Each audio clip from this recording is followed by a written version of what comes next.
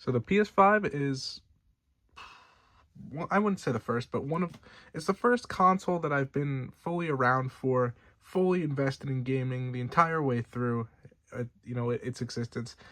So I have something to say about every game here for the most part. All of these, I remember when they came out for the most part, and I bought them all. So this is going to be the second one of these collection tour videos that I've recorded for this the last couple months. I don't know if there's going to be another one, but I enjoy doing these. They're easy to make. I'm sure they're fun to listen to because I enjoy listening to these by other people. So let's get into it with the first alphabetical PS5 game that I own, which is Alan Wake 2.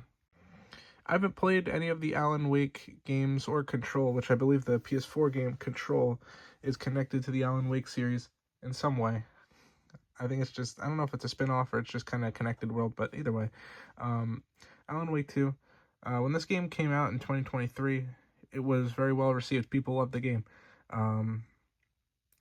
With that, of course, my interest was piqued. But at the time, it didn't have a physical release when it came out.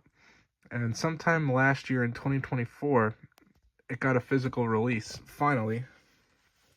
And unfortunately, that physical release was $80 because it was the deluxe edition, which came with a code for Alan Wake 1 remastered for PS5. So it was still kind of expensive. I didn't buy it. But eventually, Black Friday came around and, it got discounted to $50, I believe. And that's when I said, you know what, I'll bite. And so I bought Alan Wake 2. And it was only shortly after Alan Wake 2, shortly after I got Alan Wake 2 that I looked it up. Do I need to play Alan Wake 1 before I play Alan Wake 2? You have to play Alan Wake 1 to play Alan Wake 2, so haven't gotten to it yet. Haven't gotten to Alan Wake 1 yet either. So, next we have Armored Core 6, Fires of Rubicon. This is this game also, people like it a lot. I never played any of the Armored Core games, but it was always on my radar because I believe it I don't know if this game specifically is FromSoft. I believe it is, but it doesn't have the logo. I don't know. I feel like FromSoft, if this is a FromSoft game and they didn't put their name on it, I feel like they could have easily just, instead of they're big enough to be publishing their own games, right? In the same way that, you'd see a Capcom logo on the bottom right for a Capcom game. They have that profile at this point, so they should probably use it. But Armored Core 6, I picked this up at the flea market for like 15, 20 bucks, I don't remember. But this was another one. For Black Friday in 2024, I was looking for this game because it was discounted to 20 and GameStop had a buy two get one sale. So I held off on buying Armored Core 6 brand new for the entire duration of my Black Friday hunting because I wanted to find one used so I could get it for like 13 instead of 20.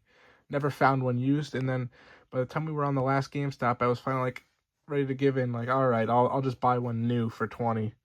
And of course, that GameStop was sold out, so I ended up getting it. And then I happened to find one not too much later at the flea market, so I haven't played it yet, though. Next is Astrobot. What a game. This was a 2024 release, of course. It was like the highest rated game of all time on Backlog for a little bit when it came out. And of course, for a new game release, a new album release, whatever, the user rating sites, it's always gonna immediately be at its highest. Like Astrobot was a 4.7 initially because everyone who bought Astrobot on launch was someone who'd probably like it, and eventually people who don't like the genre as much hop in and they're like, yeah, it's good, but it's not that good. But at the time this came out, it was like the highest rated game of all time, so I needed to play it, and I see why. It's an amazing game. Is it the best 3D platformer of all time? In my opinion, no. I'd say even like Donkey Kong Bonanza, which came out this year, I like that one more. But Astrobot, great game. It looks really pretty. It used the PS5 well, so probably going to stay a PS5 exclusive for a long time. And it's just a great game. It really is. Also, it comes with a nice little manual poster thing. Also, the reason I bought this game was, well, I bought it on launch.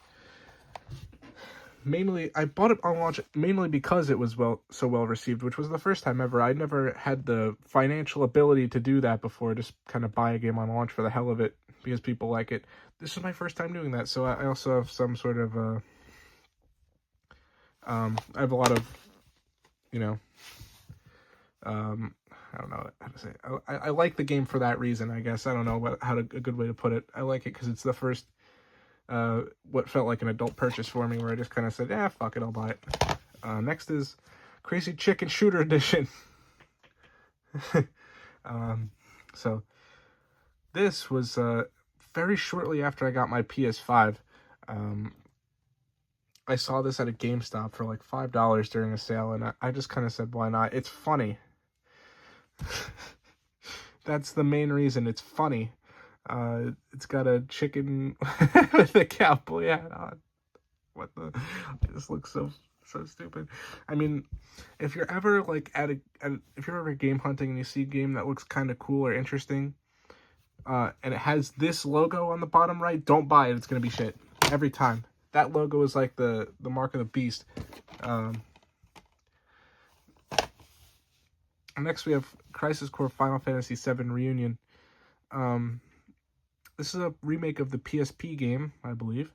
I bought this at a time where I was very into Final Fantasy VII. This was last year in the summer. I was playing Final Fantasy VII Remake and the original, like, kind of simultaneously, and I was loving it, right? And so I was like, man, Final Fantasy VII is so good. I need to get all the games. And, you know, I stopped playing Final Fantasy VII OG in favor of finishing the remake. And then, you know, the remake kind of shits itself at the end, and it's not that good. So, like, the second half of remake is kind of mid. And so my entire, like, even now, Final Fantasy VII, it's good. Not my favorite. Next is Deathloop. This was a very early PS5 release. It was like, it's weird because it was very well received by critics, and I wouldn't say very poorly received by gamers, but people didn't like it that much. I haven't played it myself. Have we even... Okay, Astrobot. I was going to say, have we even gotten to a game that I've actually played yet? Because I have played most of these. I don't know about most. I've played a lot of them. Trust me. But this is more of like me going through memory lane and remember when all these games came out, because I can at least remember them. But Deathloop, I watched a video on it at some point. It seemed interesting, like, but I completely forgot it now. I forgot what happened, so I could go in blind. Next is Demon's Souls. So this is the one of the PS5 launch titles, a remake of the PS3 Demon's Souls, the first ever Souls game. So this is a really bad story. So as we all know, the PS5 on launch was like impossible to get your hands on the console. And I was also struggling to get my hands on the console. So eventually I was 14 at the time. So my mom was also looking for me. And one night, in like the middle of the night, my mom woke up and she just said, you know what, I'll check all the PS5 pre-order links. And Kohl's had like a PS5 bundle pre-order link that was showing that they had some in stock. So she placed a pre-order for me and my brother for a PS5. And I was geeked out, right? I was so excited. So very shortly after, you know, the next morning, I was excited, so I bought Demon's Souls. Turns out Kohl's didn't have enough PS5s in stock to fulfill our pre-order, and I already bought Demon's Souls. So I had Demon's Souls sitting on my shelf for like a year or so. Just sitting there. I couldn't play it. It was sad. But eventually I got a PS5. So, and I still haven't played Demon's Souls because by the time I got my PS5, Elden Ring was out so I just played Elden Ring, and oh, here it is. By the time I got my PS5 in like mid 2022, and at that point like Elden Ring was out, so I was, it'd be kind of deranged to play Demon Souls before Elden Ring when both are out and fairly new. Like Elden Ring was the newer game, it was the better game, all that. So it was just kind of a no-brainer. Like, yeah, I'll play Elden Ring instead. Why did I put it back? I have a lot more to say about Elden Ring. This is like one of the best games of all time. So I of course played this game when I got my PS5 in 2022, and I loved it. Unfortunately, like 30 hours into my playthrough, I got injured physically in real life and was unable to game for like a few weeks. And then when I came back, it was over for me. I didn't know where I was. I completely lost the ability to play the game too. It was bad. So I never finished it. But earlier this year, or early in 2024, I got the hunch, or I got the itch to play Elden Ring again. So I played Elden Ring again. I started it from scratch at the beginning. Again, I got like 30 hours in, and then this time I didn't get injured, but I didn't have the will to keep going at a certain point. I didn't get stuck on a boss. I just kind of got to where I got in 2022. I reached that point and said, all right, I did it. And, said that was it. Well, early in 2025, I said, you know what? I'm going to finish Elden Ring, finally. And I did. And, one of the best games of all time.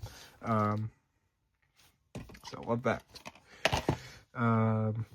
Ooh, Expedition 33 or Elden Ring. Which one's better? Speaking of one of the greatest games of all time, Expedition 33. My first time being aware of this game was like, I was seeing posts on the game collecting subreddit. People were like, I finally got it. I can't believe it. And I was like, what the hell is this game?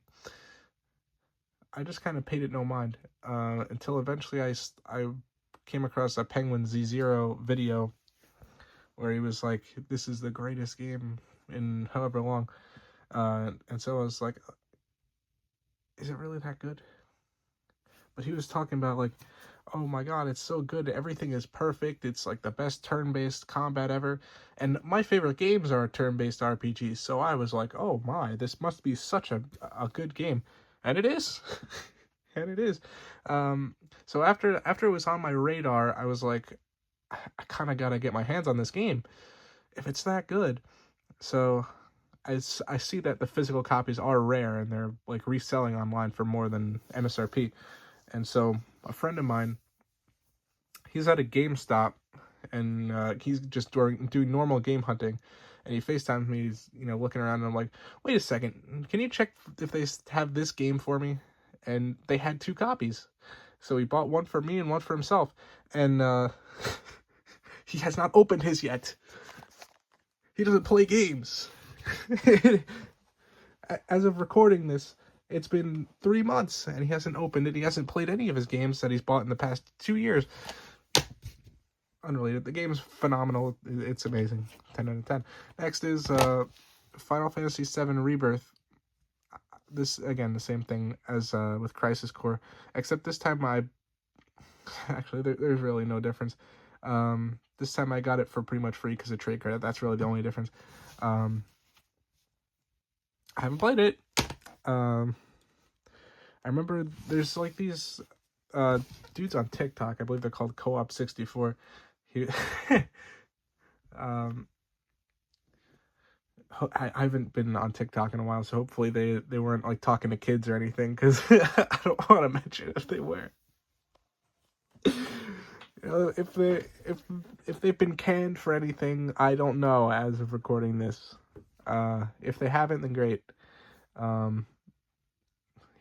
The dude would one of the dudes on there would glaze Final Fantasy VII in every video. He'd find a way to do it, including Rebirth, of course. Next is God of War Ragnarok.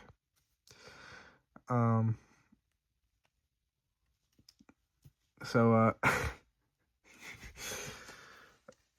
I don't know if I've posted anything about God of War I think I have.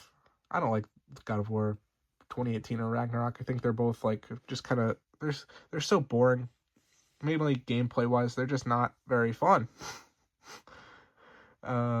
Unnecessary RPG elements that just shouldn't be there. The gameplay's slow, boring. The stories are like they just don't appeal to me much. I just don't like these games very much. I remember when it came out and people were going crazy, but I don't know. Not my game. That's all there really is to say. Speaking of not my game, GTA 5. So when I was a kid, I would... this might sound crazy. I would consider GTA to be a kid's game. Because I feel like most people like GTA the most when they're kids. So GTA 5 I of course played when I was a kid. And I played the online mode a lot. Well, not a lot. I have like 40 hours in it.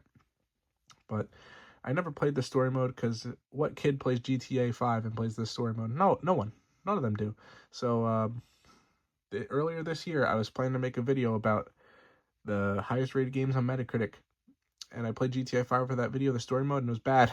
So there you go. I think I spoke about that in the PS4 collection tour a lot more extensively, so I'll just leave it there for now. Next is Hades. So I remember when this game came out, people went crazy. Again, people love this game. I've never played it myself, although there's a very solid chance that by the time you're watching this video in November, I have played Hades, because I'm recording this in August. I guess this is a good time to mention something. I don't know if I've mentioned this in any of the other videos that you've been watching, but pretty much every video that's been uploaded in September, October, or November, up until whatever Black Friday video I do, all of those will have been made in the same, like, 2-week span at the end of August. Because I got home from vacation and said, you know what, I'm gonna make a lot of videos. And so I did. And I've just been grinding, making videos nonstop for like the past 2 weeks. Which is why I've not played Hades yet, because I probably will play it by the time I'm watching this. People went crazy for that game. I bought it on Switch during Black Friday at some point. And eventually it was also on clearance for the PS5 version, so I have the PS5 and Switch version of Hades. Next is Horizon Forbidden West. I played Horizon Zero Dawn very briefly in like early 2020, and I liked it a lot. So when Horizon Forbidden West was announced with the PS5 reveal trailer, I was excited. But as time went along and I played more games, Horizon Zero Dawn faded in my memory, and I barely remember Zero Dawn anymore, and thus I don't really have much of a drive to play Forbidden West. I've heard the game's good, but no one really loves it like that. I'd have to play Zero Dawn first, and I don't really particularly want to play Zero Dawn. Although, actually, that'd be a decent video. I don't know. Actually, no, it wouldn't, because I'd have to get a PSVR. And then have to buy this stupid Lego game. Next is Lies of P. This was a sleeper hit. I can't remember if it's 23 or 24. But this was one where, like, I think it was 23 actually. I don't remember when it came out, but I remember like in the year-end recaps, people were mentioning it. I'm like, what is Lies of P? I don't remember this coming out. And it's a Souls-like. But at some point along the line, I really wanted to play this game, and I don't know why, but I was like hunting for this game very deliberately, and then eventually I just said, you know what, no Lies of P for me. And sure enough, by the time my urge to play this game faded, I eventually found it and picked it up, and now it's free on PlayStation Plus. Might be the best free game on PlayStation Plus that I've ever seen. Like, it's fairly new. It's very well liked. Next is Like a Dragon Ishin. From what I've heard from Yakuza fans, they don't like this one a crazy amount.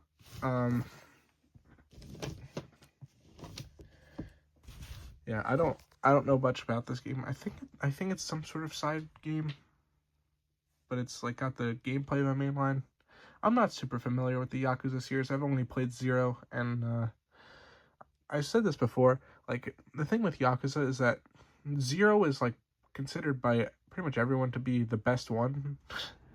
And I liked the game, but I didn't love it. So if the best one by a pretty decent amount is something I'll like, not love, then you know, the rest of the games are just gonna be long games that I like. So not the most intriguing, but you know, specifically Ishin I've heard is not that great.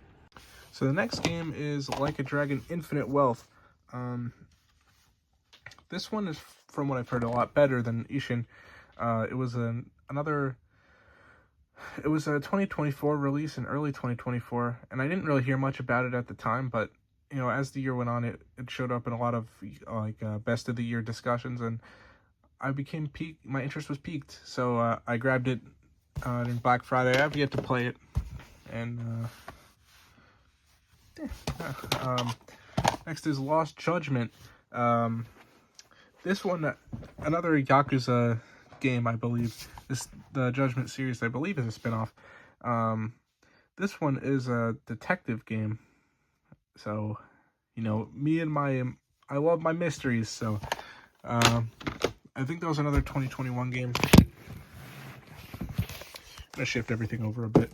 Next is Metaphor Refantasio. I think it's Tazio. Big Persona fan. Big Persona fan. So, when Metaphor was coming out, I was following it for sure, but I didn't plan to buy it on launch. I was planning to wait a little bit, but the reviews came back, and they were it reviewed pretty well. I think it had like a 94 on Metacritic when it came out. It might still, which is ridiculously high. Like, that is so high. So I was like, kind of gotta. Like, I know I was gonna like it, and I did. It's a very good game. I don't like fantasy stuff that much, so I think that was like the only reason I didn't love it. Because it was fantasy, and I don't like fantasy that much.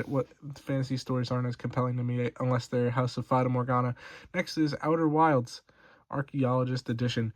For the Outer Wilds is allegedly one of the greatest games of all time, and for years the only physical print that existed was the limited run games PS4 edition, and so I was a bit peeved by that because that game is really damn expensive. But eventually it got a reprint on PS5 and Switch with the Archaeologist Edition. So eventually, and you know, once this got reprinted, I bought it just straight up. And I've yet to play it. I tried playing it once, and I didn't know what I was doing, so I was like, you know what, I'll just try this another time. That's something I do with a lot of games. If I try a game out for a little bit and I don't end up liking it, then I'm like, you know what, I'll try it another time. Maybe it'll click next time. Next is Persona 5 Royal. Favorite game of all time by a lot. So, leave it at that. The PS5 print, I played the game on PS5, but not with the PS5 version. I played the PS4 version on PS5. I think the PS5 print was like a 2022 release when they ported it to Switch and Xbox, and Persona finally broke free of the PlayStation exclusive sort of umbrella. They did a PS5 version, which I don't know why this exists, but you know, it's a different variant, so I have to have it. Next is Persona 5 Tactica. This one's sealed.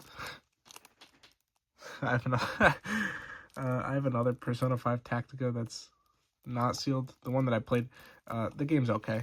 It's in my opinion, it's the worst Persona 5 game. I haven't played Q2 actually, but you know, between 5 Dancing, Strikers, Royal, it's the worst one. I think the story's just kind of, it's very samey feeling, and I don't like the art style that much, the chibi art style as much. But I do have a second copy of that that's open. Next is Prince of Persia: The Lost Crown. This game just kind of looks cool. It's allegedly like the only good Ubisoft game to come out of the 2020s so far, so it's pretty interesting. It looks really cool. So I grabbed that last year Black Friday. Next is Ratchet and Clank Rift Apart. Oh no, the case is not. Anyways, Ratchet and Clank Rift Apart.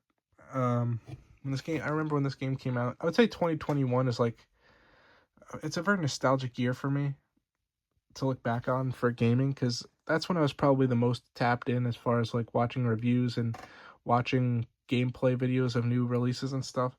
So I remember when this game came out very well. People liked it. I remember I watched the game.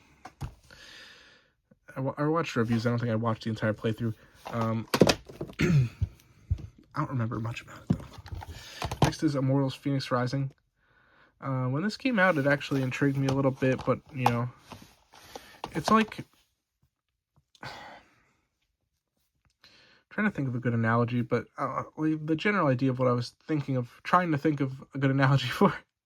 It's like if you see like the GS2, like if you see Ubisoft logo, you know, like the potential is limited. Like it can't be that good. And this game is not that good. The reason I have it is because no one wants this game, and it still is dirt cheap. Like this game you could easily get for like $5, $2, even I think it was $2 at some point during a GameStop sale. And you know, with that being said, the game slightly intrigued me when it came out, so I kind of grabbed it for that reason. I haven't played it. I don't even know if it's good, to be honest. It's supposed to be like a Breath of the Wild inspired Ubisoft game, so probably bad. Next is Resident Evil 4. Phenomenal game. I love Resident Evil 4. Both the original and the remake are some of the best games of all time. I don't know if I'm deranged or not, but I prefer the original. I prefer the Wii version to the PS5 version, mainly because the controls on the Wii version are just so fun. But Resident Evil 4 Remake, this was the first Resident Evil game I ever played, and it's good. It's very good.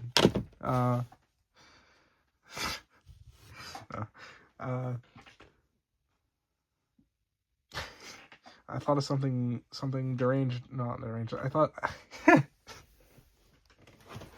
Never mind. Moving on. Resident Evil Village. This is like the one game where I remember I watched a playthrough of it when it came out because I was interested.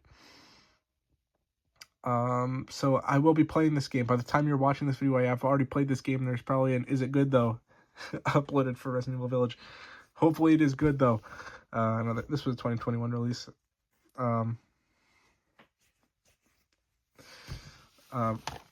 Yeah, very interesting game. I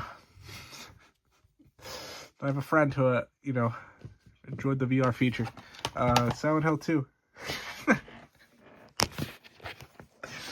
I don't know what. Silent Hill 2. There's probably also a video about this game up. I haven't even recorded that video yet as of making this, but it probably exists. Silent Hill 2, the remake. When it came out, and people are saying, "Oh, it's soulless, it's bad," I was like, these people gotta be crazy. There's no way that the original's better.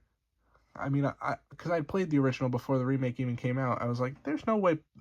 If this game was remade with modern day technology, there's no way that the original would still be better. And then I played this game,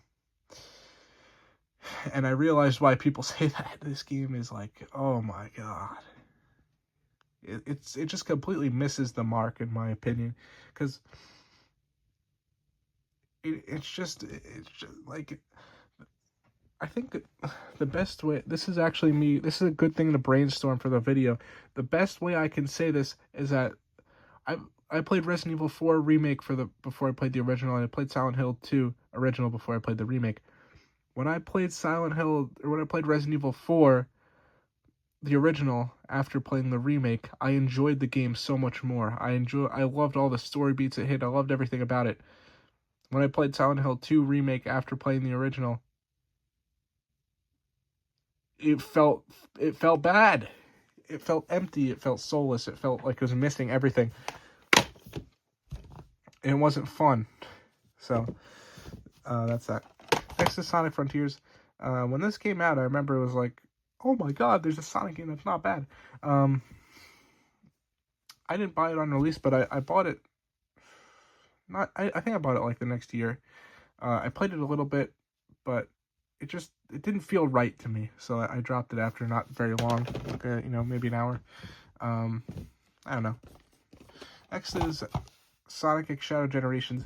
When this one came out, like, people were really going crazy for it. People love this game. I thought it was like a full remake of the original. It's not. Actually, I haven't played Shadow Generations yet. I probably should. But I played the Sonic Generations version of this. It's okay. I don't think Sonic Generations is anything special. I picked that up for Black Friday again. Next is Soul Hackers 2. As an Atlas enthusiast,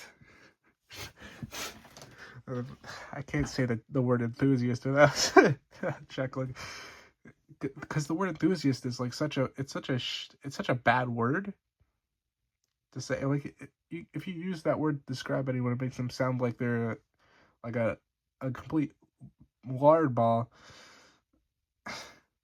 But getting sidetracked. Soul Hackers 2, this is like one of the worst Atlas games. Allegedly, I haven't played it. I haven't played the original either. I don't even know what year that came out. The reason I have it is because it was very cheap at a GameStop sale. Next is Spider-Man 2. This is one of the weirdest things right here. Like, so this game came out my senior year of high school, and everyone, like all of my friends, played this game around the same time. It was a very popular game for the holiday of 23. So we were all playing it. We all loved it. Everyone was enjoying the hell out of this game. I got the platinum trophy. I was like, this is a fantastic game. And a little less than 2 years later, I can't tell you a thing that happened in this game's story other than that Venom exists in it. Like, oh my god. It's the weirdest thing. It's the same with all of those games. I've played Miles Morales twice, and I can't remember what happened in the story. So yeah, I played Miles Morales was the first. No, it was the second. This first game I played on my PS5 was Gravity Rush, and that was only because I hadn't finished it. Like, I was playing it on my PS4 and I hadn't finished it, and I transferred the save to PS5 and played it on PS5.